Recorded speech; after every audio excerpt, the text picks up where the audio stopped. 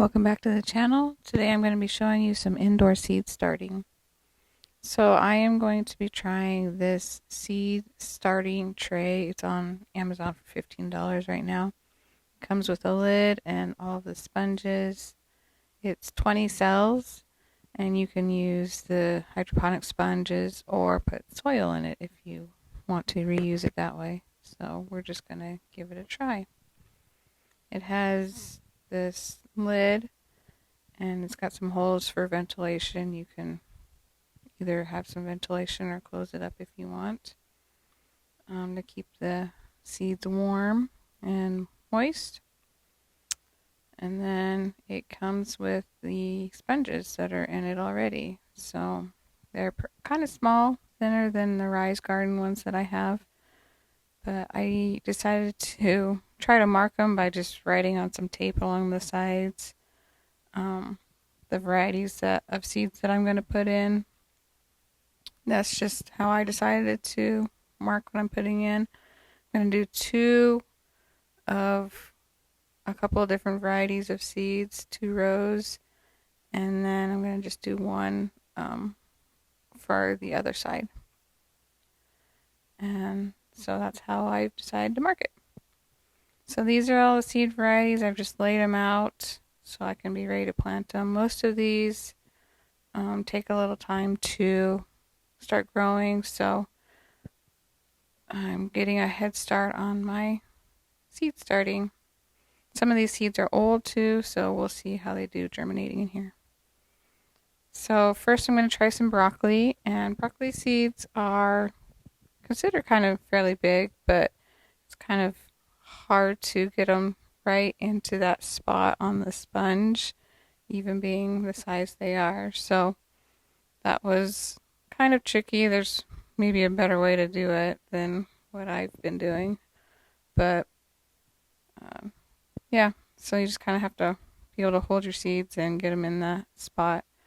Next was celery, and those seeds are even smaller, so I didn't want too many plants to be growing in one of these little sponges, so trying to just get a couple seeds and then get them into the right growing spot on the sponge. It's a little tricky. So I just kept doing that for a couple of them, just trying to get a couple seeds in each spot. And then I decided to put the seed packet down and just grab the sponge, which I should have done that earlier. And that worked a little bit better, a little bit easier to get the seeds in the right spot. So definitely just pick up the sponge and put the seeds in that way. And then just continue on doing the same process with all my seed varieties that I had marked down and planned to start in here. I have tomatoes, some broccolis, and the celery seeds that I showed, and I'm going to be doing some peppers along after these tomatoes here.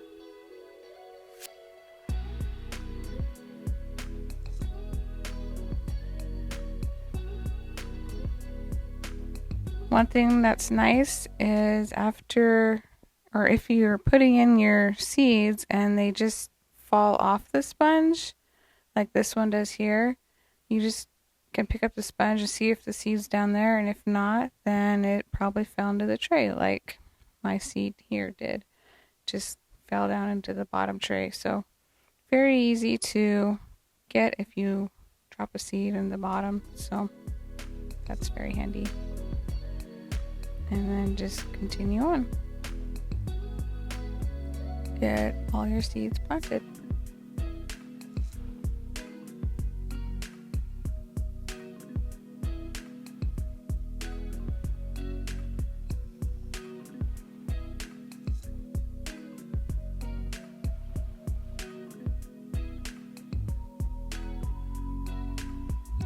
These Tamarillo seeds are super tiny, so I just got a couple of them and put them in there, and we'll see what they do.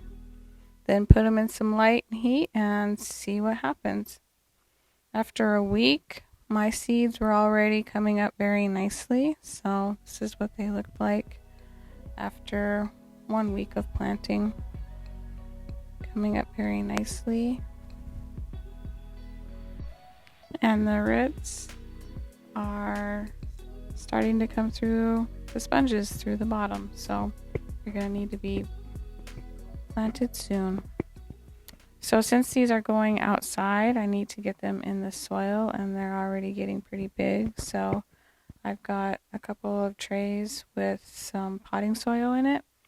It'll feed the seedlings as they grow. I'm just going to make a hole in the middle and then put the whole sponge with the plant in it. You got to be really careful though, because the roots are already growing pretty far and they're pretty big on some of these plants. So be careful with the roots, but you can get them in. One problem I noticed right away is my planting pots are not bigger than the sponge. They're the exact same size. So that's kind of a problem because it makes it hard to cover the whole plant and the sponge in the soil. They're the same height. So one thing to note is that you probably want to have a pot that's taller than the sponge to put your seedlings in if you're going to plant them out. So once you get your sponge in there, you can add the extra soil that you need, and then you will need to get the plant watered really well because these plants are used to having easy access to water, so they're going to be needing some extra water. Just watered in really good. That also helps get the air and all the air pockets in the soil off of the roots so that they don't air prune off. Then continue to do the same thing over again for each of your plants that you have. So I just would make my name tags and make my holes again and put my next plant in to keep going. And like I said, be careful with those roots because they grow through those sponges pretty fast, so they're going to be pretty long, even though it's only been 2 weeks since planting. Water each one really well. Those roots are going to need the water.